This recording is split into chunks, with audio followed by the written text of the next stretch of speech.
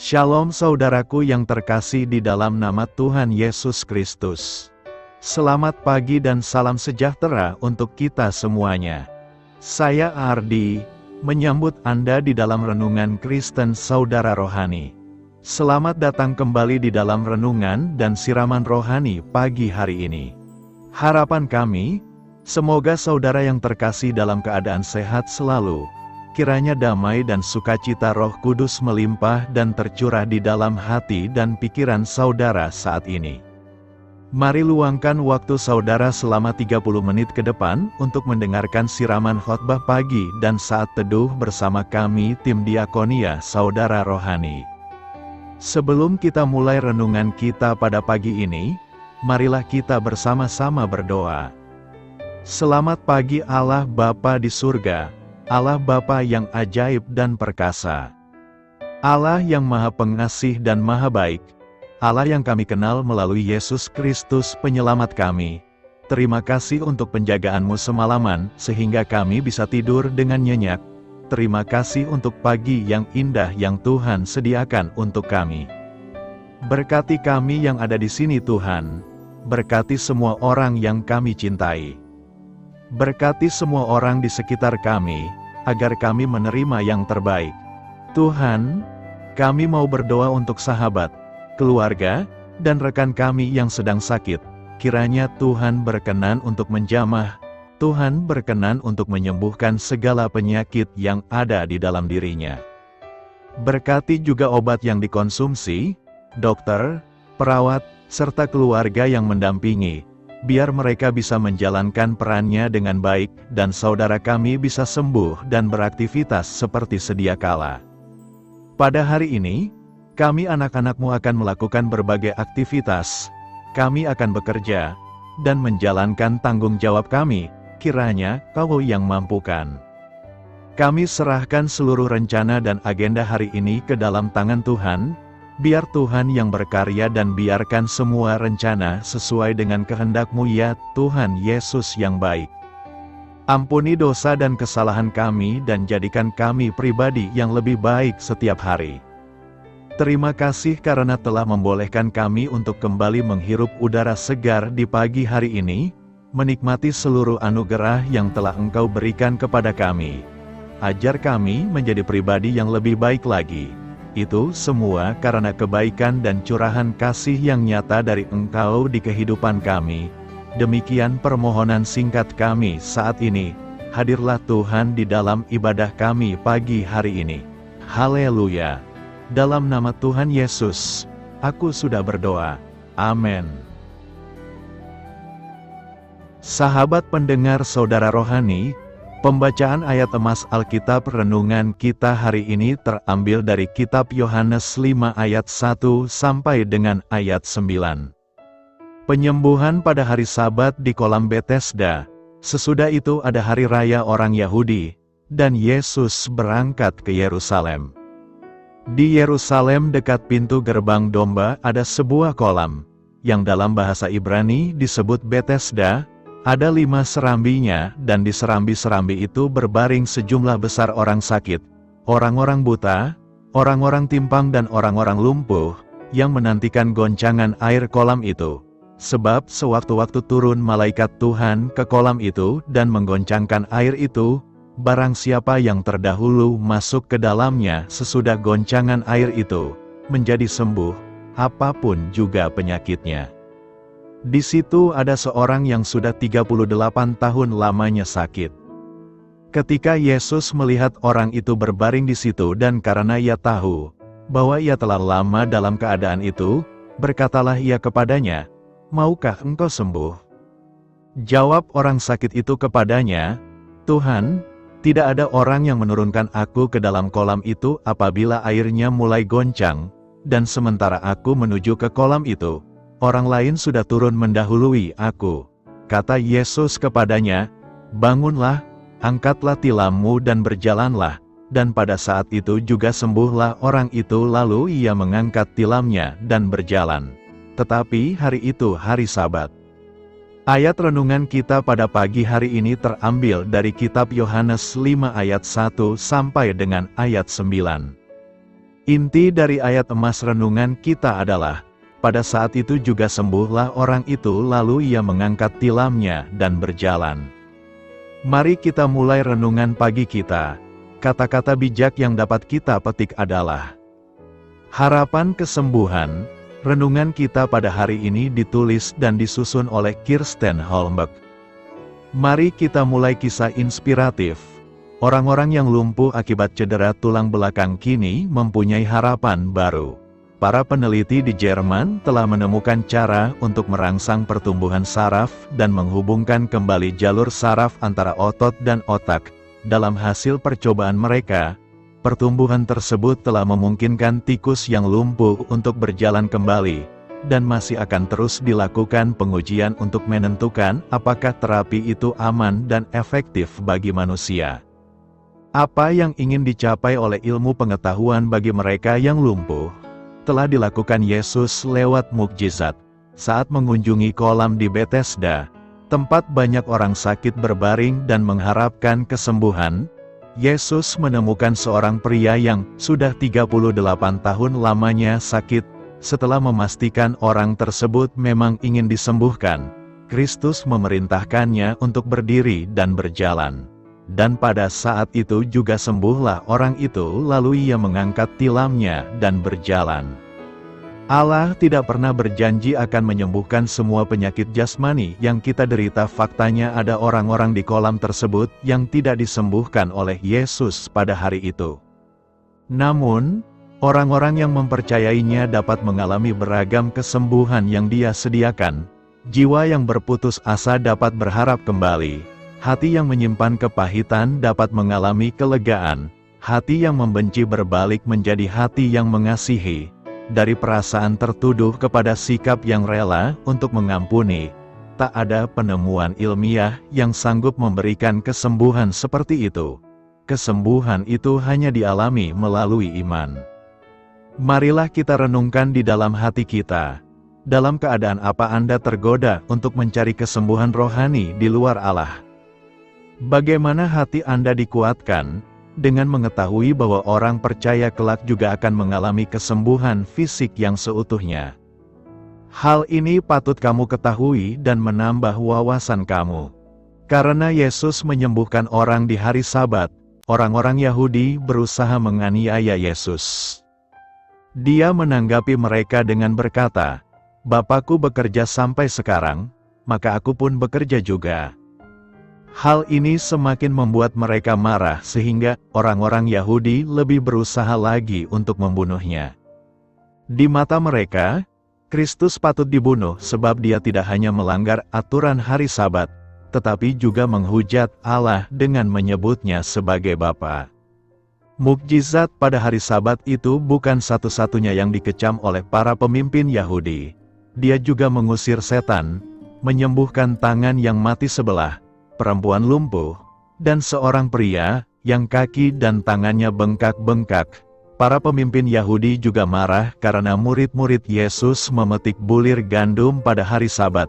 Dia berkata pada mereka, "Hari Sabat diadakan untuk manusia dan bukan manusia untuk hari Sabat. Jadi Anak Manusia adalah juga Tuhan atas hari Sabat." Doa orang beriman. Jika kita baca perikope ini, tentu kita tidak menemukan topik mengenai doa. Tetapi, bukan berarti perikope ini tidak serta-merta tidak berkaitan dengan doa. Mengapa? Karena doa itu selalu dikaitkan dengan orang beriman. Artinya, doa itu dikaitkan dengan kehidupan orang beriman. Jika doa itu berkaitan dengan orang beriman, maka pertanyaannya adalah, apakah yang dilakukan orang beriman agar doanya dikabulkan Tuhan? Pertama, orang beriman haruslah mengasihi. Inilah tandanya bahwa kita mengasihi anak-anak Allah, yaitu apabila kita mengasihi Allah serta melakukan perintah-perintahnya. Melalui ayat ini, Yohanes memberitahu kita mengenai dua tanda seseorang yang mengasihi anak-anak Allah. Dua tanda itu adalah jika kita mengasihi Allah dan melakukan firman-Nya. Apabila hidup kita adalah karena kasih setia dan kasih karunia-Nya, maka sudah seharusnya lah kita mengasihi Allah. Kita hendaknya menyadari bahwa diri kita dan semua milik kita adalah miliknya. Karenanya, Yohanes mengingatkan, inilah tandanya bahwa kita mengasihi anak-anak Allah, yaitu apabila kita mengasihi Allah. Jika kita mengasihi Allah, maka kita juga harus mengasihi semua orang, yang oleh karena Yesus Kristus sudah menjadi anak-anak Allah. Kita harus mengasihi mereka oleh karena kasih anugerah-Nya sudah memperbaharui diri mereka, bahwa kasih anugerah-Nya sudah membuat mereka menjadi anak-anak Allah, supaya mereka juga mengasihi Allah yang sudah lebih dulu mengasihi mereka. Kedua, orang beriman harus taat pada segala perintah-Nya. Sebab inilah kasih kepada Allah, yaitu bahwa kita menuruti perintah-perintah-Nya. Secara eksplisit, Yohanes mengajar kita bahwa barang siapa mengasihi Allah, maka melaksanakan segala perintah-Nya. Ia akan dengan sukacita mentaati, mematuhi dan mekakukan perintah-perintah Allah yang dikasihinya. Secara tersirat, Yohanes mengingatkan kita bahwa mengasihi tanpa berbuat apapun adalah bohong. Apabila kita mengatakan mengasihi Allah, maka kita harus melakukan sesuatu sebagai bukti bahwa kita memang benar-benar mengasihi Tuhan. Bukti itu, diantaranya, adalah melakukan perbuatan, melakukan segala perintah Allah dalam kehidupan kita sehari-hari. Dalam kata-kata lain, apabila kita mengasihi Allah, maka kita akan mentaati, mematuhi, menuruti dan melaksanakan perintah-perintah-Nya dengan setulus hati dan segenap jiwa. Karena seseorang tidak dapat mengatakan bahwa dirinya mengasihi Allah, tetapi ia tidak mentaati, mematuhi, menuruti dan melaksanakan perintah-perintah-Nya. Ketiga, orang beriman harus menang mengalahkan dunia. Pelajaran yang diberikan oleh Yohanes sebagaimana dicatat dalam surat 1 Yohanes 5 ayat 4 berkata, sungguh sangat luar biasa. Ia menyatakan bahwa segala perintah Allah adalah tidak berat untuk ukuran manusia. Hal demikian karena, menurut firman Tuhan, semua yang lahir dari Allah mengalahkan dunia. Dunia tidak sanggup melawan kemenangan Allah. Dan kemenangan yang mengalahkan dunia itu adalah iman kita. Demikianlah bunyi firman Tuhan seperti ditulis dalam surat 1 Yohanes 5 ayat 4 berkata, perintah-perintah-Nya itu tidak berat, sebab semua yang lahir dari Allah mengalahkan dunia. Dan inilah kemenangan yang mengalahkan dunia, iman kita. Sungguh, perintah-perintah Allah itu tidaklah berat. Karenanya, kita dapat melaksanakannya dengan penuh sukacita. Dengan perkataan lain, segala perintah-perintah Allah adalah sangat ringan. Jika seseorang melakukan dengan sukacita, maka damai sejahtera akan ditambahkan kepadanya. Apabila kita dan semua orang yang percaya melaksanakan segala perintah-Nya dengan baik, lebih baik dan amat baik, percayalah, Dia akan memberkati kita sukacita dan damai sejahtera pada waktunya. Oleh sebab itu, janganlah kita gamang, janganlah kita takut, janganlah kita ragu atau bimbang untuk melakukan perintah-perintah-Nya. Percayalah, imanilah, teguhkanlah iman kita kepadanya. Kemudian nikmatilah kemenangan yang diberikan oleh Allah kepada kita. Haleluya. Keempat, orang beriman haruslah percaya kepada Yesus Kristus. Jika kita percaya kepada Yesus, maka Ia akan mendapat kemenangan. Beginilah bunyi firman Tuhan dalam surat 1 Yohanes 5 ayat 5 berkata, siapakah yang mengalahkan dunia, selain daripada dia yang percaya, bahwa Yesus adalah anak Allah. Iman adalah segala-galanya bagi kita dan semua orang percaya. Iman adalah salah satu perlengkapan senjata Allah yang membuat kita siap menghadapi dunia yang penuh dosa dan kejahatan. Hal demikian, karena dengan iman yang teguh kepadanya, akan membuat kita lebih intim dengan Kristus Yesus. Dengan iman, kita percaya kepada Tuhan yang sudah bekerja untuk kita. Dengan iman, kita belajar untuk menghindari dosa dan kejahatan dunia. Dengan iman yang tidak goyah, kita menjadi kuat di dalam kuasa-Nya. Sebagai orang beriman, Sudahkah kita semakin percaya bahwa Yesus Kristus yang lahir dari Allah adalah Tuhan kita yang sangat dahsyat dan ajaib? Sudahkah kita mengasihi Allah dan melakukan perintah-Nya dengan baik? Lebih baik dan amat baik? Sudahkah kita semakin percaya bahwa kemenangan yang mengalahkan dunia adalah iman kita yang teguh kepadanya? Sudahkah kita percaya bahwa yang mengalahkan dunia adalah orang yang percaya kepada Yesus Kristus, Anak Tunggal Allah Bapa, Tuhan kita? Sudah tentu, kita semakin percaya bahwa Yesus Kristus yang lahir dari Allah adalah Tuhan kita yang sangat dahsyat dan ajaib. Sudah tentu, semua pribadi di antara kita kian mengasihi Allah dan melakukan perintah-Nya dengan baik, lebih baik dan amat baik. Sudah tentu, semua pribadi di antara kita semakin percaya bahwa kemenangan yang mengalahkan dunia adalah iman kita yang teguh kepadanya. Sudah tentu, kita kian percaya bahwa yang mengalahkan dunia adalah orang yang percaya kepada Yesus Kristus, Anak Tunggal Allah Bapa, Tuhan kita.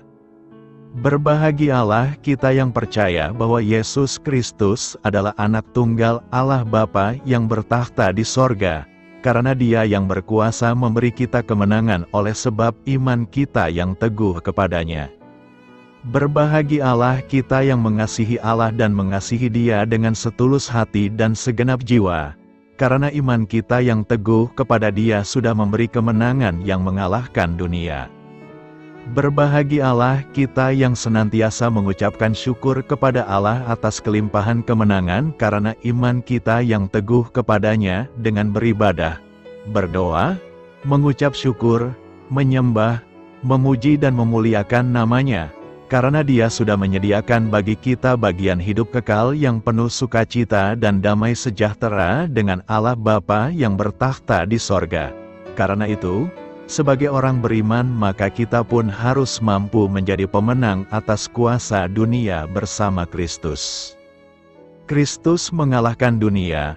1 Yohanes 5 ayat 4 berkata, "Sebab semua yang lahir dari Allah mengalahkan dunia, dan inilah kemenangan yang mengalahkan dunia, iman kita."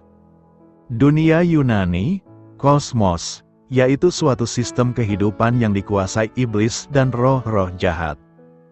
Dunia ini bersifat sementara, dan yang membawa kepada kebinasaan. Jadi, kalau Kristus telah mengalahkan dunia, itu berarti bahwa Ia telah mengalahkan penguasanya, dan semua sistem kehidupan yang dikuasainya. Itulah sebabnya, setiap anak Tuhan harus berpegang pada firman Tuhan ini. Kita berada di dunia, tetapi kita bukan dari dunia. Namun demikian, kita tidak bisa menyangkal hal ini, bahwa berada di dunia berarti berada di tengah pengaruh-pengaruh dunia, dengan segala metode dan caranya. Jika kita saat ini berada di dalam dunia, itu berarti setiap saat sedang berperang melawan kuasa dunia. Kita harus yakin bahwa setiap peperangan kita terhadap dunia ini pastilah kita akan menang jika kita selalu bersama Kristus. Setiap saat kita mengasah kekuatan kita melalui pembacaan kitab suci, beriman kepada Yesus Kristus dan selalu dipenuhi Roh Kudus. Jika kekuatan dan perlengkapan rohani ini kita pakai setiap saat, maka kita pasti bisa mengalahkan kuasa dunia ini. Bagaimanakah cara kita mengalahkan dunia? Setidaknya 3 cara untuk mengalahkan dunia, yakni: pertama, kita harus beriman atau percaya kepada Yesus Kristus. Yesus yang kita sembah adalah Tuhan yang perkasa, yang telah mengalahkan dunia. Tuhan menghendaki agar kita, anak-anak-Nya, memiliki kuasa yang sama dengan yang Ia miliki, yaitu kuasa untuk mengalahkan dunia. Jika Anda rindu untuk menjadi umat pemenang, gunakanlah iman di dalam Yesus Kristus, maka Anda mampu mengalahkan dunia dan segala keinginannya. Kedua, kita harus lahir dari Tuhan, artinya, hidup yang diperbarui oleh Tuhan atau hidup yang dilahirkan kembali. Orang yang dilahirkan kembali bukan berarti mengalami reinkarnasi, melainkan mengalami pembaruan hidup, meninggalkan kehidupan yang lama dan memunculkan kehidupan yang baru. Segala dosa disucikan dan hidup dalam pertobatan, Dalam 1 Yohanes 5 ayat 18 mencatat, setiap orang yang lahir dari Allah, tidak lagi berbuat dosa, tetapi dia yang lahir dari Allah melindunginya, dan si jahat tidak dapat menjamahnya. Ketiga, kita harus melakukan perintah-perintahnya. Orang yang melakukan perintah-perintah Tuhan adalah orang yang hidup dalam ketaatan. Seluruh aspek hidupnya berpadanan dengan firman Tuhan yang benar dan murni. Ayat 3 mengatakan bahwa perintah-perintah Tuhan itu tidaklah berat. Perkara ini hanya dapat dimiliki oleh orang yang mengalami kelahiran baru. Sebaliknya, bagi orang yang bertabiat duniawi, melakukan perintah Tuhan itu sangatlah berat. Karena itu, kita adalah pemenang atas kuasa dunia bersama Kristus. Nyanyian baru, Wahyu 5 ayat 9 berkata, dan mereka menyanyikan suatu nyanyian baru katanya, Engkau layak menerima gulungan kitab itu dan membuka meterai-meterainya, karena engkau telah disembelih dan dengan darahmu engkau telah membeli mereka bagi Allah dari tiap-tiap suku dan bahasa dan kaum dan bangsa. Apa maksud nyanyian baru ini? Apakah bermakna suatu nyanyian yang baru selesai diciptakan? Bukan ini yang dimaksud oleh Alkitab. Nyanyian baru adalah nyanyian yang dinyanyikan dengan hati yang baru dan sikap yang baru karena pertobatan, yang dinyanyikan oleh manusia-manusia yang baru, yang hari demi harinya diperbaharui secara terus-menerus oleh Roh Kudus. Nyanyian baru adalah ekspresi dari orang-orang yang mempunyai pengalaman baru dengan Allah atas berkat dan perlindungan yang diterima sehari-hari. Setiap pagi dalam menyongsong hari baru, orang yang di dalam perlindungan Tuhan merasakan berkat yang baru. Maka pujian yang kita naikkan ini dapat dikatakan sebagai nyanyian baru, walaupun mungkin lagu yang dinyanyikan itu telah diciptakan berabad-abad yang lalu. Bagi umat yang sudah mengalami perbuatan-perbuatannya yang ajaib, maka mereka akan dapat menyanyikan nyanyian-nyanyian baru yang timbul dari hati yang baru, sikap yang baru, keadaan yang baru. Allah menyukai pembaharuan dalam keadaan diri manusia. Dia membuat hal-hal yang baru, yaitu pemulihan-pemulihan yang membawa kepada perkara-perkara yang indah, pengalaman-pengalaman baru dengan Allah. Nyanyian baru ini adalah puji-pujian dan penyembahan, yaitu praise and worship kepada Yesus Kristus, Sang Anak Domba. Lagu itu mengakui bahwa Ia juga layak menerima penyembahan manusia. Lagu puji-pujian kepada Sang Anak Domba mengikuti lagu puji-pujian kepada Sang Pencipta dan menekankan ketuhanan Kristus. Lagu penebusan hanya dinyanyikan oleh mereka yang diselamatkan. Wahyu 5 ayat 9-10, dan mereka menyanyikan suatu nyanyian baru. Dalam ayat ini Yohanes mendengar keempat makhluk hidup dan ke-24 tua-tua itu memadukan suara mereka dalam suatu paduan suara surgawi, mengidungkan lagu baru. Mengapa lagu ini disebut baru? Karena lagu ini merupakan nyanyian baru bagi mereka. Mereka belum pernah menyanyikan lagu seperti itu. Penebusan merupakan kasih karunia Allah kepada manusia yang berbuat dosa. Lagu lama, para malaikat, adalah lagu penciptaan, sedangkan lagu baru adalah lagu penebusan. Disebut nyanyian baru, karena yang sudah dicapai oleh Kristus sama sekali berbeda dan jauh lebih unggul daripada semua lagu di Perjanjian Lama, dan belum pernah ada sebelumnya. Kata-kata lagu penebusan dimulai dengan Engkau layak. Kata-kata ini sama dengan kata-kata puji-pujian yang disampaikan kepada Allah Bapa dalam Wahyu 4 ayat 11. Kitab Wahyu 5 berakhir dengan malaikat-malaikat yang sangat besar jumlahnya, yang bergabung dengan para tua-tua dan 4 makhluk dalam puji-pujian kepada Anak Domba. Bala tentara surga ini terdiri atas malaikat yang tak terhitung banyaknya. Para malaikat menggubah dan menyanyikan suatu pujian yang dipersembahkan, bukan kepada Allah, tetapi kepada Anak Domba. Semua makhluk di surga, di bawah bumi, di laut dan semua yang ada di dalamnya, memuja Allah Dia yang duduk di atas takhta dan Anak Domba serta menyampaikan puji-pujian dan hormat, dan kemuliaan dan kuasa. Marilah kita sejenak menutup mata tidak untuk membayangkan kitab bermeterai itu, tetapi untuk membayangkan nyanyian baru seperti yang didengar oleh Yohanes. Suatu alunan nyanyian surgawi yang sedemikian indah, menakjubkan, penuh sukacita, damai dan bahagia seperti yang belum pernah didengar oleh manusia.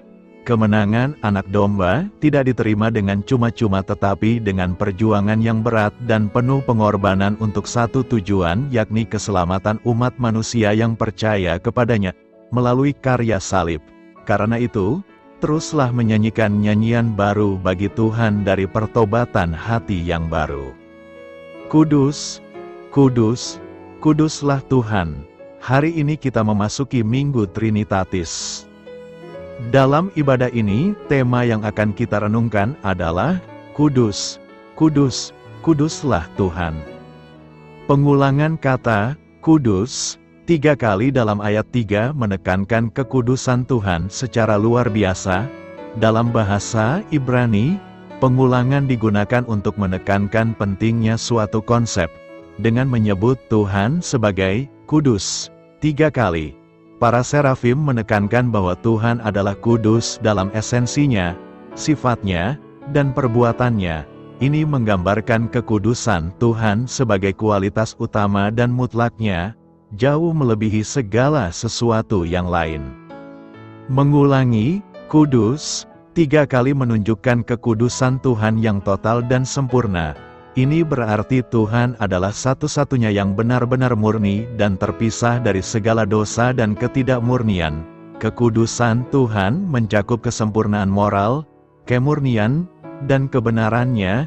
Tidak ada cacat atau dosa dalam Tuhan. Dia adalah teladan sempurna dari kebaikan dan kebenaran. Kekudusan Tuhan juga terkait erat dengan kedaulatan dan kemuliaannya. Dalam visi Yesaya, Tuhan dilihat duduk di atas takhta yang tinggi dan menjulang, yang menunjukkan otoritas dan kekuasaannya atas seluruh ciptaan. Kemuliaannya memenuhi seluruh bumi, menunjukkan bahwa kehadiran dan kekudusan Tuhan tidak terbatas dan melingkupi segala sesuatu. Penglihatan Yesaya tentang kekudusan Tuhan membangkitkan kesadaran akan ketidaklayakannya sendiri. Yesaya merasa celaka karena dia seorang yang najis bibir, dan hidup di tengah bangsa yang najis bibir. Kekudusan Tuhan mengungkapkan dosa manusia dan kebutuhan akan penyucian.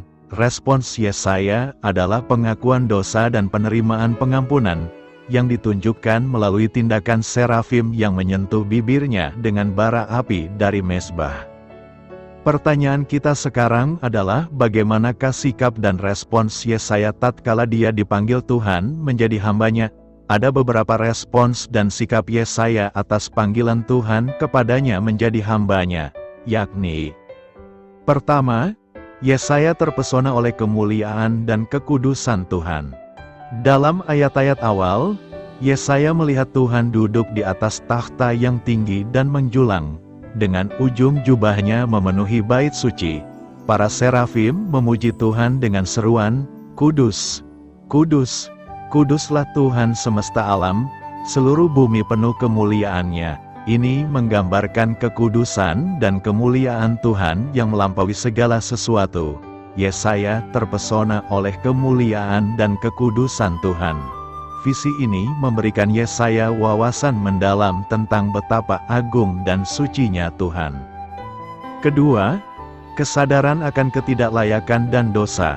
Dalam ayat 5, Yesaya merespons dengan berkata, "Celakalah aku.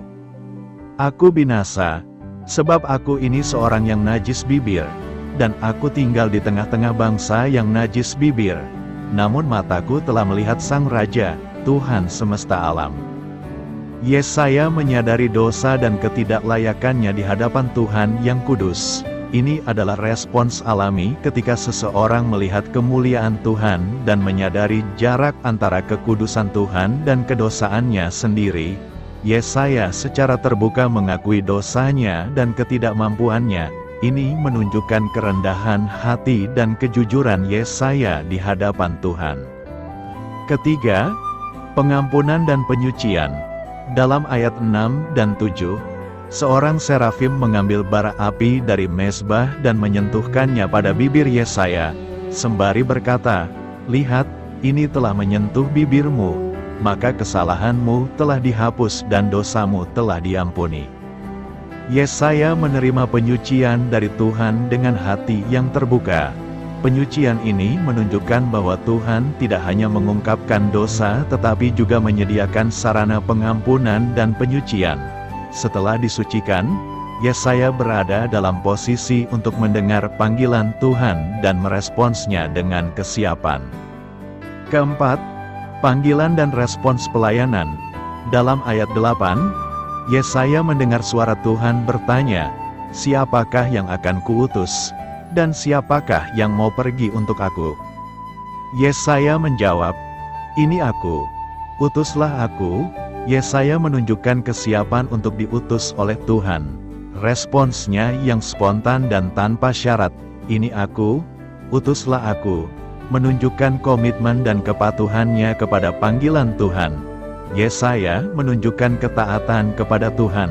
Setelah mengalami penglihatan tentang kekudusan Tuhan dan menerima pengampunan, Yesaya dengan sukarela menawarkan dirinya untuk melayani Tuhan. Apa yang hendak kita renungkan dalam Minggu Trinitatis ini? Kisah pemanggilan Yesaya menjadi hamba Tuhan dalam Yesaya 6 ayat 1-8 memberikan beberapa refleksi penting bagi kita sebagai orang percaya. Berikut adalah beberapa poin refleksi yang bisa diambil dari kisah tersebut. Pertama, kesadaran akan keagungan dan kekudusan Allah. Kisah ini mengingatkan kita akan keagungan dan kekudusan Tuhan. Yesaya melihat Tuhan duduk di atas takhta yang tinggi dan menjulang, dengan serafim yang memuji kekudusannya. Ini mengingatkan kita bahwa Allah kita adalah Allah yang kudus dan agung, yang layak menerima segala penghormatan dan penyembahan kita. Kesadaran ini harus mendorong kita untuk hidup dalam rasa takut dan hormat kepada Tuhan. Kedua, pengakuan dosa dan pertobatan. Yesaya langsung menyadari ketidaklayakan dan dosa-dosanya di hadapan Tuhan yang kudus. Ia berkata, "Celakalah aku binasa, sebab aku ini seorang yang najis bibir." Pengakuan dosa dan pertobatan adalah langkah penting dalam perjalanan iman kita. Kita harus selalu siap mengakui dosa-dosa kita dan bertobat, menyadari bahwa kita tidak layak di hadapan Tuhan tanpa belas kasihan dan pengampunannya. Ketiga, pemurnian dan pengampunan dari Tuhan. Yesaya menerima pemurnian dan pengampunan melalui serafim yang menyentuh bibirnya dengan bara dari mezbah. Ini menunjukkan bahwa Allah adalah sumber pengampunan dan pemurnian. Melalui Kristus, kita juga menerima pemurnian dari dosa-dosa kita. Refleksi ini mengingatkan kita untuk selalu bersyukur atas pengampunan yang kita terima melalui pengorbanan Yesus Kristus. Keempat, kesediaan untuk menjawab panggilan Tuhan. Setelah disucikan, Yesaya mendengar panggilan Tuhan dan merespons dengan kesediaan. "Ini aku, utuslah aku." Refleksi ini mengajarkan kita untuk memiliki sikap hati yang siap dan bersedia menjawab panggilan Tuhan dalam hidup kita. Kita dipanggil untuk melayani Tuhan dan sesama dengan sepenuh hati. Kelima, kepatuhan dan komitmen dalam pelayanan. Yesaya tidak hanya bersedia menjawab panggilan Tuhan, tetapi juga menunjukkan komitmen dan kepatuhan untuk menjalankan tugas yang diberikan kepadanya. Pelayanan kepada Tuhan membutuhkan kesetiaan dan komitmen. Kita diajak untuk merenungkan sejauh mana kita setia dan berkomitmen dalam menjalankan tugas dan panggilan yang Tuhan berikan dalam hidup kita.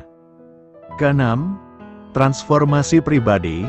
Kisah Yesaya juga menunjukkan transformasi pribadi dari seorang yang merasa najis menjadi hamba yang siap diutus oleh Tuhan. Pengalaman ini menandakan bahwa Allah dapat mengubah dan memakai siapa saja yang mau tunduk dan menyerahkan diri kepadanya. Kita perlu membuka diri untuk diubahkan dan dipakai oleh Tuhan sesuai dengan rencananya. Refleksi dari kisah pemanggilan Yesaya mengajak kita untuk merenungkan keagungan dan kekudusan Allah.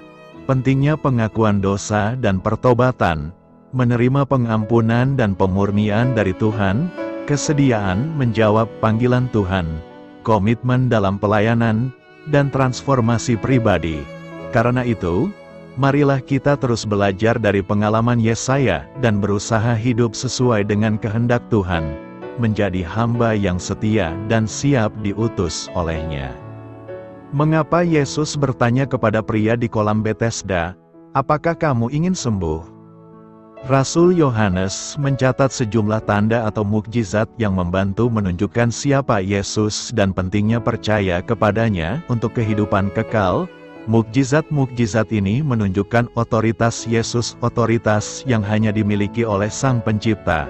Ketika menceritakan salah satu mukjizat yang luar biasa ini, Yohanes mencatat bahwa Yesus bertanya kepada seorang yang lemah di rumah sakit kolam Betesda kuasa atas hari Sabat, "Apakah kamu ingin sembuh?" Pada hari Sabat, pada hari raya orang Yahudi, Yesus mencari seorang pria yang telah sakit dan tidak mampu berjalan selama 38 tahun. Pria ini adalah bagian dari banyak orang yang menderita penyakit parah yang menunggu di tepi kolam Betesda dengan harapan disembuhkan. Yesus tahu bahwa orang ini sudah lama berada di sana dalam kondisi seperti itu, dan dia bertanya kepada orang di kolam Betesda, "Maukah kamu sembuh?" Jelas sekali, pria itu ingin sembuh secara fisik. Keberadaan pria tersebut di lokasi tersebut menjadi indikator keinginan tersebut. Jadi, ketika Yesus bertanya kepada pria itu, "Apakah kamu ingin sembuh?" Dia tidak menanyakan pria itu hanya tentang kesehatan fisiknya. Yesus juga peduli terhadap kesejahteraan rohani pria tersebut. Sebelum menyelesaikan masalah rohani atau jasmani yang dihadapi pria tersebut, Yesus meminta pria tersebut memikirkan kebutuhannya. Orang sakit itu menjawab bahwa dia tidak punya siapapun yang bisa memasukkannya ke dalam kolam yang dianggap memiliki kekuatan penyembuhan pada waktu yang tepat. Dalam pikirannya, dia tidak punya cara untuk menyelesaikan masalahnya. Pria itu mengakui bahwa dia membutuhkan bantuan. Setelah pria tersebut mengakui ketidakmampuannya sendiri, Yesus memberinya arahan yang luar biasa. "Bangunlah, angkat kasurmu dan berjalanlah." Segera, bahkan sebelum orang tersebut dapat menaati perintah tersebut, orang tersebut disembuhkan. Segera setelah itu, pria itu melakukan apa yang Yesus perintahkan kepadanya. Ia mengangkat tikarnya dan berjalan. Mereka yang melihat laki-laki itu membawa alas tidurnya pada hari Sabat berpendapat bahwa dia tidak boleh melakukan hal itu. Laki-laki itu menjawab bahwa dia membawa tikarnya atas petunjuk orang yang telah menyembuhkannya. Dalam hal ini, pria tersebut kemungkinan besar menyadari bahwa, karena Yesus telah menunjukkan kuasa atas alam, Yesus juga harus melakukannya. Kemudian, Yesus menemukan pria itu lagi dan berkata kepadanya, "Lihat, kamu sudah sehat kembali. Berhentilah berbuat dosa. Kalau tidak, sesuatu yang lebih buruk akan menimpamu." Dengan kata-kata ini, Yesus terus mengajar pria ini bahwa kesehatan lebih penting daripada kesehatan fisik. Pria itu sepertinya memahami pertanyaan Yesus, "Maukah kamu sembuh?" lebih dari sekedar kesehatan fisik, karena ketika Yesus menemukan laki-laki itu lagi, laki-laki itu sedang berada di bait suci. Mukjizat ini menunjukkan otoritas dan identitas Yesus. Itu menggambarkan bahwa sesungguhnya Dialah Zat yang kita percayai untuk hidup kekal. Hal ini juga dapat membantu mengingatkan kita bahwa kesehatan sejati lebih dari sekadar kesehatan fisik. Jika Yesus bertanya kepada kita, "Apakah kamu ingin sembuh?" akankah kita menyadari, seperti pria di kolam Betesda, bahwa kita tidak dapat menyelesaikan masalah kita sendiri? Akankah kita memandang dia seperti yang dilakukan pria ini? Doa saya menyertai saudara sekalian. Marilah kita menyampaikan doa syafaat. Ya Allah, terima kasih, karena Engkau sudah menyembuhkan penyakit terbesarku, yaitu wabah dosa, dan memulihkan kesehatan rohaniku melalui Yesus Kristus. Amin. Sampaikan harapan dan permintaan saudara kepada Tuhan.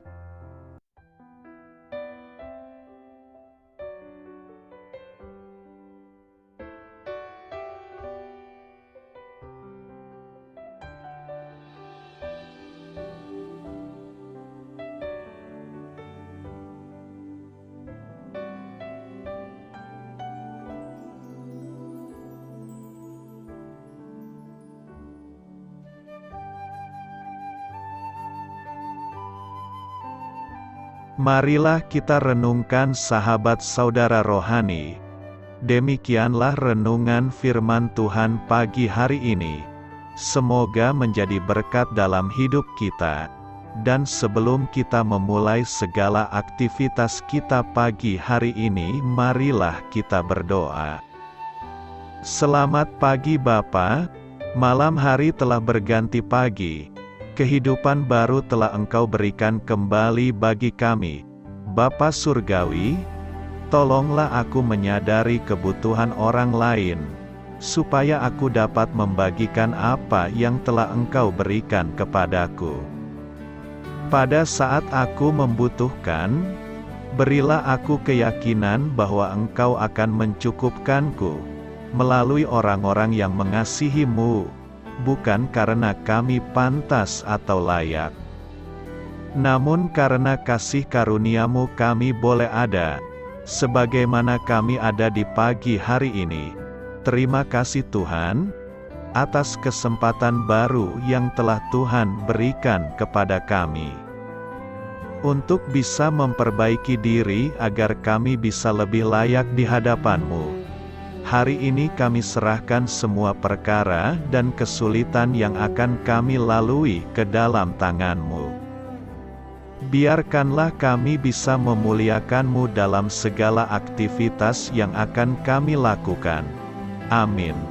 Biarlah firman Tuhan menjadi pengingat untuk kita semua, bahwa tuntunan dari Roh Kudus akan selalu memberi jalan keluar bagi setiap permasalahan hidup kita, dan memberi kedamaian di hati kita. Sampai jumpa di renungan pagi saudara rohani berikutnya. Kiranya Tuhan selalu memberkati saudara semua hari ini. Amin. Shalom.